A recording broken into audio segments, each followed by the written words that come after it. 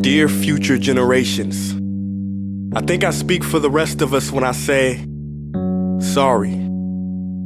Sorry we left you with our mess of a planet. Sorry that we were too caught up in our own doings to do something. Sorry we listened to people who made excuses to do nothing. I hope you forgive us. We just didn't realize how special the earth was. Like a marriage gone wrong, we didn't know what we had until it was gone. For example, I'm guessing you probably know it as the Amazon desert, right?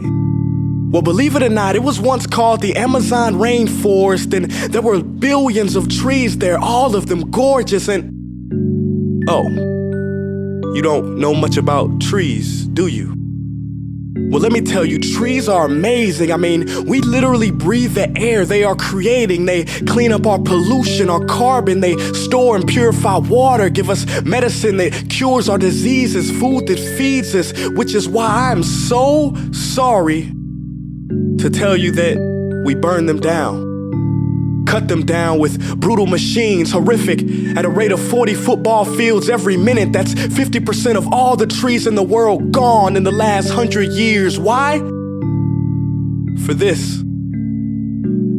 And that wouldn't make me so sad if it weren't so many pictures of leaves on it.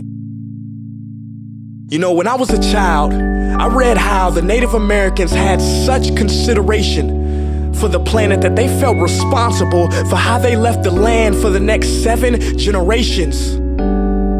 Which brings me great sorrow, because most of us today don't even care about tomorrow. So I'm sorry. I'm sorry that we put profit above people, greed above need, the rule of gold above the golden rule. I'm sorry we use nature as a credit card with no spending limit, overdrafting animals to extinction, stealing your chance to ever see their uniqueness or become friends with them. Sorry we poison the ocean so much that you can't even swim in them. But most of all, I'm sorry about our mindset, 'cause we had the nerve to call this destruction progress. Hey Fox News, if you don't think climate change is a threat, I dare you to interview the thousands of homeless people in Bangladesh. See, while you were in your penthouse nestled, their homes were literally washed away beneath their feet due to rising sea levels. And Sarah Palin, you said that you love the smell of fossil fuels. Well, I urge you to talk to the kids of Beijing who are forced to wear pollution masks just to go to school.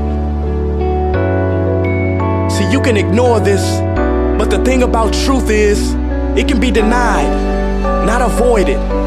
So I'm sorry, future generations. I'm sorry that our footprint became a sinkhole and not a garden. I'm sorry that we paid so much attention to ISIS and very little to how fast the ice is melting in the Arctic. I'm sorry we doomed you, and I'm sorry we couldn't find another planet in time to move to. You know what? Cut the beat. I'm not sorry. This future, I do not accept it, because an error does not become a mistake until you refuse to correct it. We can redirect this. How? Let me suggest that if a farmer sees a tree that is unhealthy, they don't look at the branches to diagnose it, they look at the root. So like that farmer, we must look at the root and not to the branches of government, not to the politicians run by corporations. We are the root, we are the foundation. This generation, it is up to us to take care of this planet. It is our only home. We must globally warm our hearts and change the climate of our souls and realize that we are not apart from nature, we are a part of nature. And to betray nature is to betray us. To save nature is to save us. Because whatever you're fighting for, racism or poverty, feminism, gay rights, or any type of equality, it won't matter in the least. Because if we don't all work together to save the environment, we will be equally extinct. Sorry.